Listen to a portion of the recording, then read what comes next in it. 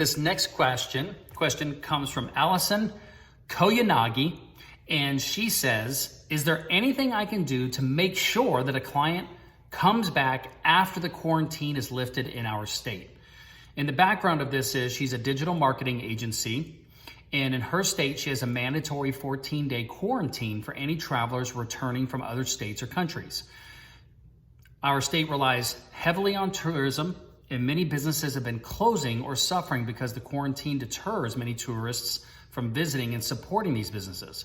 One of my clients told me today that they would like to suspend services until the quarantine is lifted, which is tentatively September 1st. My agreement says a client needs to let me know 30 days in advance if they would like to cancel, but does not specify anything about suspending services. What's the best way to approach this? Should I suggest a deferment of the August payment until the end of September while continuing services for him?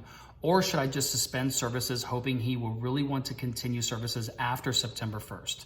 Thanks for your time and experience.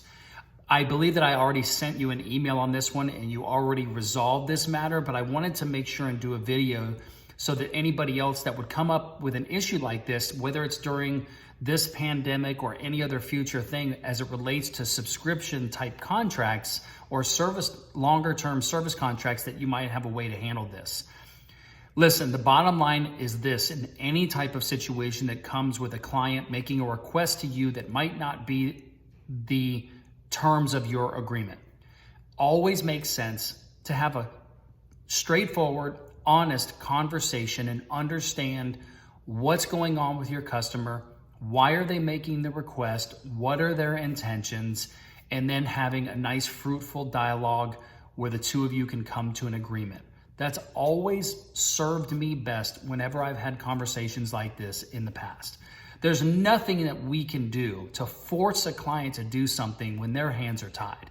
And any time that we might try to push a contract, the terms of our contract, or anything on a client when they're going through some sort of turmoil themselves, will do nothing but jeopardize the strength of the relationship and probably end up hurting you in the long run.